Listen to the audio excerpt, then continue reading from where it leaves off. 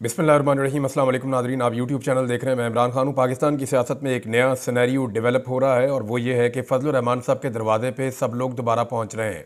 इसकी वजह क्या है? देखें, फजलुर रहमान साहब के पास 8 सीटें हैं कौमी असम्बली की और 5 उनके पास सेनेटर्स हैं। फैसल वाडा फजलुर रहमान साहब के दरवाजे पे पहुँचे और सुनने में आ रहा है कि अभी कुछ और लोग भी पहुँचेंगे। जबकि पाकिस्तान पीपल्स पार्टी की जानिब से बिलावल जरदारी ने भी मुलाकात की फजलुर रहमान साहब से।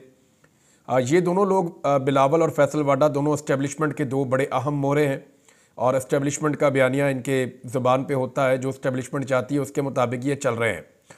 गुज़िश्ता चंद दिनों से PMLN ने कुछ ऐसे काम किए हैं कि उन्होंने मलबा उठाकर इस्टेब्लिशमेंट पे डालने की कोशिश की है। यानी जो कुछ भी डी चौक में हुआ, PMLN ने या उनके बहुत करीबी सहाफ़ियों ने जानबूझकर ये खबरें पहले से दी कि रेंजर्स ने सर फाड़ दिए हैं, इतने बंदे मार दिए हैं, या पैरामिलिट्री फोर्सेस ने ये काम किया और वो काम किया और उन्होंने गाड़ियाँ भी तोड़ दी। उन्होंने सारा इल्ज़ाम उठाकर मिलिट्री इस्टेब्लिशमेंट के ऊपर डाल दिया कि ये उनका फ़ैसला है और बाकायदा इसको ग्लोरीफाई किया गया। शहबाज शरीफ साहब ने भी ये काम किया, वज़ीर आज़म ने, और आर्मी चीफ़ की तारीफ़ की जो कुछ डी चौक में हुआ। अब डी चौक में जो हुआ उसको सारी दुनिया एक सानहे के तौर पर ले रही है। एक तरफ सारी दुनिया कह रही है कि डी चौक में जो हुआ वो सानहा है, दूसरी जानिब हुकूमत ये कह रही है कि डी चौक में जो हुआ वो बहुत अच्छा हुआ और वो मिलिट्री इस्टेब्लिशमेंट ने किया और वो आर्मी चीफ़ की उसको लेकर तारीफ़ कर रहे हैं। अब ऐसा क्या है जो फजलुर रहमान साहब के दरवाजे पे सब पहुँचे हैं? एक तो फार्मूला है, वो फार्मूला मैं आपको बता देता हूँ कि क्या करने की तैयारियाँ हो रही हैं, क्योंकि राना सनाउल्लाह भी फजलुर रहमान साहब के दरवाजे पर पहुँच गए और उन्होंने मुलाकात भी की है। ये बहुत इंपॉर्टेंट है। बात खुलेगी जब पाकिस्तान तहरीक इंसाफ का वफ्द जाएगा और जाकर फजलुर रहमान साहब से मुलाकात करेगा। माजी में भी एक ऑप्शन मौजूद थी, वही ऑप्शन मैं आपके सामने दोबारा रखूंगा। लेकिन क्या कोई आईनी तरमीम होने जा रही है? फजलुर रहमान और उनकी जमात ये कहते हैं कि हमारे साथ ज्यादती हुई है। 26वीं आईनी तरमीम में जिन चीज़ों को हमने रोका था उन्हीं चीज़ों के ऊपर बाद में कानून साजी कर ली गई और आईनी तरमीम में इस तरह की एक आईनी बेंच इस तरह का बना दिया गया कि अब उन कानून साजियों को कोई कहीं चैलेंज नहीं कर सकता। यानी आईनी तरमीम के अंदर ऐसी बुनियाद तैयार कर ली गई जिसकी बुनियाद के ऊपर बगैर आईनी तरमीम के जो मर्जी कानून बनाए और उन कवानीन को तहफ़्फ़ुज़ इसलिए मिल जाएगा कि अदालत को कंट्रोल कर लिया गया है। तो ये फजलुर रहमान साहब को बड़ा एतराज़ था और उनकी पार्टी के लोग गाहे बगाहे इस बारे में बात भी करते थे। बहरहाल उनसे मुलाकातें कर रहे हैं वो सियासतदान जो पीपल्स पार्टी और इस्टेब्लिशमेंट के करीब हैं। और फैसल वाडा ने एक स्टेटमेंट दिया था, इसको ज़रा याद रखिएगा, क्योंकि फैसल वाडा वो चीज़ बोलते हैं जो मिलिट्री इस्टेब्लिशमेंट बोलना चाहती है और वो मिलिट्री इस्टेब्लिशमेंट की मदद से ही अभी तक सर्वाइव कर रहे हैं पाकिस्तानी सियासत के मैदान में, और वो अपने मुंह से ये बात कहते हैं कि मैं उन्हीं का आदमी हूँ। अब फैसल वाडा साहब ने ये थोड़े दिन पहले नून लीग के ऊपर चढ़ाई करना शुरू कर दी। उन्होंने कहा जी अगर इमरान खान काबिल कबूल नहीं है ना तो फिर नून लीग भी काबिल कबूल नहीं है, ये पाकिस्तान के दुश्मन है, बहुत बुरे हैं। हालांकि इससे पहले नून लीग उनको पसंद थी, उनको अच्छी लग रही थी। फिर यही फैसल वाडा साहब जो हैं इन्होंने जरदारी साहब के साथ, बिलावल के साथ, मौलाना फजलुर रहमान के साथ, बाकी सबके साथ मुलाकातें भी की हैं। तो फिर आप समझ जाएं कि अब खेल क्या है। माजी में एक ऑप्शन इमरान खान साहब के पास पहुंचाया गया था और उन्हें कहा गया था कि पीपल्स पार्टी और फजलुर रहमान साहब के साथ मिलकर PTI इक़्तिदार पे कब्जा कर ले और PMLN को फारिग कर दे और उन्हें अपोजिशन में भेज दे। शहबाज शरीफ से वज़ारत उज़्मा छीन ली जाए एक अदम एतमाद के ज़रिए से। लेकिन इमरान खान साहब ने कहा कि जनाब पीपल्स पार्टी के साथ बैठने का मतलब ये है कि आप PMLN के साथ बैठ गए, यानी जो PMLN है वही पीपल्स पार्टी है। तो इमरान खान साहब ने ऐसी किसी भी डील से इनकार कर दिया था, लेकिन एक मरतबा फिर ऐसी डील तैयार की जा रही है। देखिए, इस वक्त इमरान खान की मकबूलियत का कोई इलाज नहीं है पाकिस्तान की एस्टेब्लिशमेंट और हुकूमत के पास। एक इलाज सिर्फ यही है कि इमरान खान साहब भी कुछ वैसी ही साजिश करें जैसी साजिश इमरान खान साहब के खिलाफ की गई थी, या किसी ऐसे खेल का हिस्सा बन जाए जिससे ये जो निज़ाम है ये लिजिटिमेट हो जाए, या जो इलेक्शन हुआ है 8 फरवरी 2024 का वो इलेक्शन जो है उसके ऊपर स्टैंप लग जाए कि ठीक है ये इलेक्शन सही हुआ है। अब उसका एक तरीका ये है कि इमरान खान साहब किसी तरह हुकूमत का हिस्सा बन जाए या इस हुकूमत को गिराने के अंदर शामिल हो जाएं और अगली हुकूमत के अंदर शामिल हो जाएं, चाहे वजारतें लें या ना लें। लेकिन इसमें बिलावल वज़ीर आज़म बन सकता है। बिलावल का वालिद पहले ही पाकिस्तान का सदर है, बिलावल को लगता है कि वो इससे वज़ीर आज़म बन सकता है। और दूसरा, क्योंकि बिलावल के बारे में एस्टेब्लिशमेंट बार बार ये वहाँ से आवाज़ आती है कि he is a good boy, ये अच्छा बच्चा है बिलावल और ये लड़का ठीक है, काम करेगा। और मरियम के बारे में भी ऐसी राय है, she is a good girl, यानी गर्ल तो नहीं है वो, लेकिन उनके बारे में अच्छी राय है एस्टेब्लिशमेंट की। उन्हें लगता है कि ये बहुत वफादारी के साथ और बिल्कुल जैसे वो खुद कहती हैं कि जूते पॉलिश करने का फ़न, तो उसमें तो मुकाबला चल रहा है बिलावल में और मरियम नवाज़ में। अब बिलावल को अगर वज़ीर आज़म बनना है और PMLN की सियासत को वापस खड़े होना है, देखें PTI को अगर डैमेज करना है, इमरान खान को अगर डैमेज करना है, तो वो पीपल्स पार्टी नहीं कर सकती, फजल रहमान भी नहीं कर सकते। डैमेज करने का एक ही तरीका है, वो ये है कि PMLN को वापस खड़ा किया जाए, क्योंकि पंजाब के अंदर PMLN अगर खड़ी हो जाएगी तो PTI फारिग हो जाएगी। अब पंजाब में PMLN को खड़े होने के लिए विक्टिम कार्ड चाहिए, या कोई ऐसी चीज़ चाहिए कि जनाब हमारे साथ बड़ी ज़्यादती हुई, देखो इमरान खान ने फिर साजिश कर दी, हमारी हुकूमत पैसे कमा रही थी, आगे बढ़ रही थी, मईशत ठीक कर रही थी। हालांकि हर चीज़ का इस वक्त बेड़ा गर्क है, लेकिन आप अगर PMLN के मुंह से सुने, वो कहते जी मुल्क ठीक होना शुरू हो गया। भाई मुल्क के अंदर महंगाई पहले से ज़्यादा है, गुर्बत पहले से ज़्यादा है, बेरोज़गारी पहले से ज़्यादा है, मईशत की तबाही पहले से ज़्यादा है, सरमायाकारी पहले से कम है, लॉ एंड ऑर्डर की सिचुएशन पहले से ज़्यादा ख़राब है, लोगों का अदम एतमाद पाकिस्तान के ऊपर ज़्यादा है, हुनरमंद लोग जो हैं नौजवान वो पाकिस्तान छोड़ छोड़ कर पहले से ज़्यादा बड़ी तादाद में बाहर जा रहे हैं। इन सारी चीज़ों को आप इकट्ठा करते हैं तो एक बड़ा डिज़ास्टर है इस वक्त जो पाकिस्तान के साथ हुआ, माशी तौर पर, समाजी तौर पर, कानूनी तौर पर और इखलाकी नुक्ता नज़र से भी जो इन लोगों ने किया है। एक बेचैनी है पाकिस्तान में, घुटन है। अब अगर PMLN का इक़्तिदार ख़त्म हो जाता है तो वो एक विक्टिम कार्ड ले लेंगे, जनाब देखें हमारे साथ ज़्यादती होगी, हम तो मुल्क ठीक करने वाले थे, और इमरान खान साहब की मकबूलियत नीचे आने का इम्कान पैदा हो जाएगा। लेकिन इसमें इमरान खान साहब को मनाना पड़ेगा। अब इसको कुछ लोग कह रहे हैं जी ये वो एक और कार्ड है इमरान खान का, तो ऐसी बात नहीं है। मुझे नहीं लगता इमरान खान साहब इस बारे में मानेंगे, लेकिन ये एक ऑप्शन है और इसके ऊपर काम किया जा रहा है। और फजल रहमान साहब को जाके राना सनाउल्लाह साहब भी मिले हैं और वो भी ये असेसमेंट करने गए हैं कि अगर ये हो जाए तो कितना अच्छा हो जाए कि PMLN की हुकूमत गिर जाए। केसेस तो उन्होंने अपने सारे ख़त्म कर लिए हैं और पीपल्स पार्टी के साथ अगर PTI इक़्तिदार में आएगी तो वो जो भी करना चाहते हैं वो नहीं कर पाएंगे। यानी वो अगर NRO 2 को ख़त्म करना चाहते हैं नहीं कर पाएंगे, पीपल्स पार्टी नहीं होने देगी, वो भी उसके बेनिफिशरी है। और बहुत सारे काम जो PTI करना चाहती है इक़्तिदार में आके, उनमें से एक काम भी नहीं कर पाएगी, क्योंकि पाकिस्तान पीपल्स पार्टी सिर्फ एक फ़ायदा होगा PTI को कि उनके ज़रा केसेस नरम हो जाएंगे, एक फ़ायदा होगा उनके नाम ECL से निकल जाएंगे, एक फ़ायदा होगा ज़रा पाकिस्तान में फ्रीली मूव करेंगे, एक फ़ायदा होगा उनके जो है ना वो कैदी वैदी बाहर आ जाएंगे, और इमरान खान साहब भी हो सकता है कि उनके केसेस ख़त्म हो या वो बाहर आ जाए। लेकिन इसके अलावा पाकिस्तान को इसका कोई फ़ायदा एज सच नहीं होगा। ये चीज़ें ऐसे ही चलेंगी और ऐसे ही टाइम पूरा होगा, और जब अगला इलेक्शन होगा तो PMLN दोबारा एक ताकत बन चुकी होगी और दोबारा वो मुकाबले में तगड़े तरीके से आएगी। अच्छा, इसमें इसको यहाँ रोक लेते हैं। एक और ख़बर है और वो है जनाब फॉर्मेशन कमांडर कॉन्फ्रेंस हुई है, उसके हवाले से वहाँ पे जो एलामिया आया वो ये कह रहा है कि हुकूमत बेलगाम आज़ादी इज़हार राय की आड़ में जहर उगलने और तकसीम रोकने के लिए सख्त कवानीन बनाए। ये जी पाक फ़ौज का एलामिया आया है। कोर कमांडर कॉन्फ्रेंस में इस्लामाबाद एहतजाज के दौरान पाक फ़ौज की तैनाती पर प्रोपेगेंडा की शदीद अल्फाज में मजम्मत की गई और हुकूमत से मुतालबा किया गया कि बेलगाम गैर इखलाकी आज़ादी इज़हार राय की आड़ में जहर उगलने, झूठ और माशरती तकसीम का बीज बोने के खात्मे के लिए सख्त कवानीन और जवाबित बनाकर उन पर अमल दरामद करवाया जाए। अब ये 84वीं फॉर्मेशन कमांडर कॉन्फ्रेंस हुई है, जिसमें core commanders, principal staff officers और पाक फ़ौज के तमाम फॉर्मेशन कमांडर्स ने शिरकत की है। अब इसके अंदर जो है ना वो एक दो चीज़ें मैं आपके सामने रखता हूँ। एक तरफ तो ये कहा जा रहा है कि पाक फ़ौज के खिलाफ प्रोपेगेंडा हो रहा है, इवन पाकिस्तान के मुख्तलिफ लोगों की जानिब से और ओवरसीज़ पाकिस्तानियों की जानिब से और पाकिस्तान के अंदर जो पाकिस्तानी मौजूद हैं उनकी जानिब से एक कंपेन ये भी लॉन्च की गई है कि फ़ौज के ज़ेर इंतज़ाम जितने कारोबार चल रहे हैं उनकी जो प्रोडक्ट्स आती हैं उनका भी बाइकआउट कर दिया जाए। और इसके ऊपर मैं देख रहा हूँ कि सोशल मीडिया पे बहुत तेज़ी से ये चीज़ें हो रही हैं और कुछ लोग इसकी मजम्मत करने के लिए जब सामने आए तो मुझे अंदाज़ा हुआ कि इसका इम्पैक्ट या ये मुअस्सर है तहरीक, जिस वजह से इसके ख़िलाफ़ कुछ रिटायर फ़ौजी अफसरान बयानात भी दे रहे हैं या वो मैदान में उतरे हैं। अब मामला ये है कि जो सोशल मीडिया के ऊपर एक पाकिस्तान तहरीक-ए-इंसाफ से ताल्लुक़ रखने वाले लोग हैं वो ये कहते हैं कि 26 नवंबर का जो कत्ले-आम है उसको वो रेंजर के साथ, पैरामिलिट्री फोर्सेस के साथ और पाक फ़ौज की वहाँ मौजूदगी के साथ जोड़ कर देखते हैं। हालांकि इमरान खान साहब की बहन से जब सवाल किया गया बैनुल-अक़वामी मीडिया पे कि आप किसे ज़िम्मेदार समझती हैं जो 26 नवंबर को कत्ले-आम हुआ, तो उसमें उन्होंने 3 लोगों के नाम लिए, जिसमें एक आर्मी चीफ का नाम लिया, एक वज़ीर दाखिला का नाम लिया और एक वज़ीर आज़म का नाम लिया। तो पाकिस्तान तहरीक-ए-इंसाफ की जानिब से या सोशल मीडिया के ऊपर जो सारिफीन है उनकी जानिब से ये बार बार कहा जाता है कि जनाब ये वो जोड़ कर देखते हैं सिक्योरिटी फोर्सेस को, इवन मिलिट्री को, इस सारे या पैरामिलिट्री को इसके साथ, ये जो कुछ भी हुआ 26 नवंबर को। लेकिन वो क्यों जोड़ कर देखते हैं? लेकिन ये सारा एलिगेशन, ये सारा इल्ज़ाम, ये सारा मुद्दा या सारा बोझ इस हुकूमत ने पहले ही उठाकर फौज के खाते में डाल दिया था। आप देखें ना शहबाज शरीफ का स्टेटमेंट, उनके जो सहाफ़ी हैं करीबी उनके स्टेटमेंट्स, फिर उनका सेलिब्रेट करना कि जैसे फ़ौज आ गई अब वो मारेंगे, फिर उनका ये कहना कि देखते ही गोली मार दी जाएगी, फ़ौज को बुला लिया गया है और सब लोग समझ जाएं, इस किस्म की जो बातें की गई, तो ये मामला वहाँ से शुरू हुआ। अगर इसको ठीक करना है तो वो सबसे पहले वो बंदे गिरफ्तार किए जाएं जिन्होंने इस प्रोपेगेंडा के ऊपर सबसे पहले काम शुरू किया था।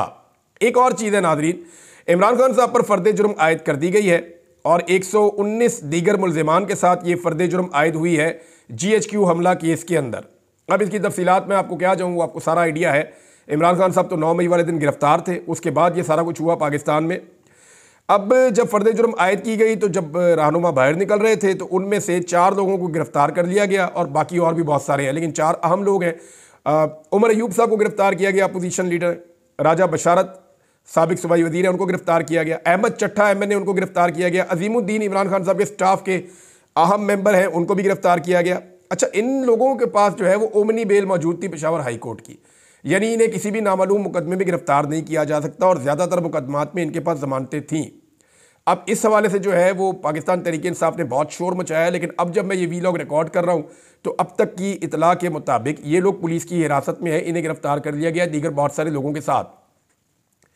इमरान खान साहब को आज क्योंकि बहुत सारे लोग आए थे, 119 लोगों के ऊपर फ़र्द जुर्म आयद हुई थी, तो जरताज गुल वज़ीर साहिबा भी थी और बहुत सारे और रहनुमा थे, मुसर्रत जमशेद चीमा साहिबा भी थी और ये सारे जिनके मैंने नाम लिए ये भी थे और इनके अलावा और लोग भी थे। अब जब ये सब लोग वहाँ पे गए तो इनकी इमरान खान साहब से मुलाकात भी हुई। कोई 70-80 लोगों को मौका मिला इमरान खान साहब को देखने का, उनसे बात करने का। तो मैंने उनमें से चंद लोगों से बात की तो वो तो बड़े जज्बे में आ गए, यानी वो ये कह रहे हैं कि हमने इमरान खान को देखा, उनकी बॉडी लैंग्वेज को देखा, उनकी आवाज़ और उनकी बात सुनी तो हमें समझ आई कि हमारा लीडर पूरी ताकत के साथ और शिद्दत के साथ खड़ा है। अगर हमें कहीं पे कोई मायूसी थी या किसी जगह पे हम थोड़ा सा बैकफुट पे हो रहे थे तो अब हम नहीं होंगे। यानी हमें इमरान खान से मिलने के बाद एक नई एनर्जी और एक नई ताकत मिली है। ये पाकिस्तान तहरीक-ए-इंसाफ के वो लोग जो इमरान खान साहब से मिले हैं उन्होंने बाहर आकर बताया। जरताज गुल वज़ीर साहब ने तो आगे स्टेटमेंट भी दिया कि इमरान खान साहब बहुत दुखी और रंजीदा हैं जो भी 26 नवंबर की रात कत्लेआम हुआ, और वो कारकुनों को कह रहे हैं कि आप हौसला ना हारें, हिम्मत जमा रखें, मैं जल्दी एक नया लायामल दूंगा। अब इमरान खान साहब के आखिरी कार्ड को लेकर सब लोग ये स्टेटमेंट दे रहे हैं, वो आखिरी कार्ड क्या है। लेकिन उससे पहले एक और डेवलपमेंट हुई पाकिस्तान तहरीक-ए-इंसाफ की। इमरान खान साहब ने कमेटी तब्दील की है जनाब मुज़ाकरात के हवाले से, यानी अगर हुकूमत के साथ मुज़ाकरात होंगे तो उसके लिए एक डेडलाइन दे दी गई है और बैरिस्टर गोहर को पार्टी के उमूर तय करने के इख्तियारात वापस ले लिए गए हैं, यानी ये जो मामलात हैं उनसे वापस लिए गए हैं ख़ास तौर पे मुज़ाकरात के हवाले से। इमरान खान ने अडयाला जेल में उमर अयूब को सियासी हिकमत अमली तय करने और सियासी फैसले करने का इख्तियार दे दिया है। दूसरी जानिब हुकूमत से मुज़ाकरात के लिए कमेटी कायम कर दी गई है, जबकि मुतालबात की मंजूरी के लिए हुकूमत को 12 दिसंबर की डेडलाइन दी गई है। डेडलाइन का मतलब आप समझते हैं कि 12 दिसंबर के बाद अगर हुकूमत मुज़ाकरात नहीं करती और मामलात को किसी नहज पर नहीं ले जाती तो उसके बाद पाकिस्तान तहरीक-ए-इंसाफ अगली हिकमत अमली के तहत हुकूमत के खिलाफ दोबारा से एहतजाज कर सकती है या कोई और तहरीक शुरू कर सकती है या कोई और मामला नया खड़ा कर सकती है। अच्छा, अडयाला जेल में इमरान खान से शेख रशीद की भी मुलाकात हुई, फवाद चौधरी साहब की भी मुलाकात हुई, शाह महमूद कुरैशी थे, उमर अयूब थे और दीगर लोग थे, उन सब ने मुलाकात की। इमरान खान ने शेख रशीद को गले लगाया, उनको प्यार किया और उन्होंने कहा कि शेख हम इकट्ठे हैं। तो शेख रशीद अहमद साहब के लिए जो है वो बड़ी उनकी कुर्बानियों का इमरान खान साहब ने उनकी तारीफ़ की, जैसे उन्होंने तारीफ़ की थी परवेज़ इलाही की कुर्बानियों की। लेकिन परवेज़ इलाही साहब की हालत बहुत ख़राब है, वो अभी खुलकर सियासत नहीं कर पा रहे और उनकी मेडिकल रीजंस हैं उनकी फैमिली के मुताबिक, तो अल्लाह करेगा वो ठीक हो जाएंगे। परवेज़ इलाही साहब हिम्मत वाले आदमी हैं, उन्होंने बड़ी मुश्किल जेल काटी है। मैं जब जेल में था तो मैंने वहाँ लोगों से पूछा तो उन्होंने बताया कि परवेज़ इलाही ने बड़ी मुश्किल जेल काटी और बड़ी तकालीफ बर्दाश्त की हैं। ज़ख्मी होने के बावजूद वो बड़े दिल के साथ जेल में रहे हैं। 12 दिसंबर को पेशावर में इमरान खान साहब ने शोहदा मार्च के इनकाद की हिदायत की है कि पेशावर में शोहदा के लिए एक मार्च किया जाए और उसमें JUI फेस समेत तमाम अपोजिशन जमातों को दावत दी जाए। और 12 दिसंबर की डेडलाइन दी है जिसमें सानिया 26 नवंबर और 9 मई की जुडिशल तहकीकात करवाने और सियासी कैदियों की रिहाई का अल्टीमेटम दिया गया। अब जो ये मुज़ाकरात करने वाले लोग हैं उनमें भी बैरिस्टर गोर शामिल नहीं है। उमर अयूब है, असद कैसर हैं, गंडापुर हैं, सलमान अकरम राजा हैं और साहबजादा हामिद रजा हैं। ये बंदे जनाब अब इसके अंदर शामिल होंगे एहतजाज के हवाले से। ये हैं जनाब अब तक की इन चीज़ों में डेवलपमेंट, और कुछ चीज़ें मैं आपके सामने और रख देता हूँ। एक तो जनाब एक स्टेटमेंट आया और वो स्टेटमेंट ने मेरा दिल ही तोड़ दिया।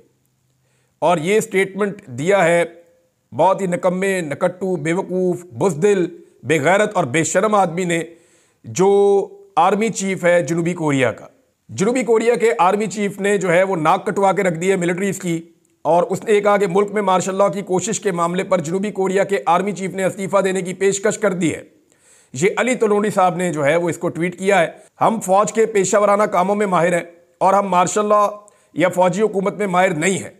मुल्क नाजुक दौर से गुजर रहा है और ये बेशरम कह रहा है कि मैं इस्तीफा दे रहा हूँ। कैसा बेगैरत आर्मी चीफ है। इसको चाहिए था अवाम को मारता, अवाम के ऊपर अटैक करता, आकर तकरीर करता, मार्शल लॉ लगाता, ये कहता मेरे अजीज हम वतनों, इन शरपसंदों को, इन दहशतगर्दों को हम कुचल कर रख देंगे, और चढ़ दौड़ता अपनी आवाम के ऊपर, उनको गोलियां मारता, 10, 20, 25 हज़ार बंदा जेलों में डालता, वहाँ पे जूते चलाता, अच्छी तरह लोगों को अगवा करता, अगवा बराए बयान करवाता, वहाँ पे जबरी गुमशुदगियाँ करवाता, पॉलिटिकल पार्टी से बंदों की जो है वो वाबस्तगियाँ ख़त्म करवाता। इतना आसान था, सीधा सीधा काम था। अपने मुल्क की खिदमत का जज्बा ही नहीं है इस बेशरम आदमी के अंदर। ये जो जनूबी कोरिया का आर्मी चीफ है, इसको शर्म आनी चाहिए, इसको सीखना चाहिए कि कैसे काम करते हैं। बहरहाल इस आदमी ने इस्तीफ़ा देने की पेशकश कर दी है और मुझे लगता है कि शायद इसका इस्तीफ़ा मंजूर भी हो जाएगा। इतने कमज़ोर आदमी को किसी भी मुल्क का आर्मी चीफ नहीं होना चाहिए। नाज़रीन, पश्तून भाइयों के हक़ के अंदर जो है वो खैबर पख्तूनख्वा के जो लोग हैं वहाँ पे इस्लामाबाद में जो उनके साथ जुल्म और ज़्यादती की है पुलिस ने, यानी इंतहा कर दी है। जिसका चेहरा सफ़ेद है, जब दिखाई देता है कि ये पश्तून है, इसका चेहरा वैसा है, इसका पहनावा वैसा है, ये चलता पश्तूनों की तरह है। पठान तो फिर पहचाना जाता है ना, पता चलता है उसका। पठान पैदल चलता हुआ जा रहा हो, आप पीछे से देख के पहचानते हैं कि पठान है। दूर से चलता हुआ आ रहा हो, आपको पता चलता है पठान है। उसकी एक अलग चाल है, एक अलग ढाल है, एक अलग पहनावा है, एक अलग अंदाज है उसका। फिर पठान दिखते भी थोड़ा अलग है।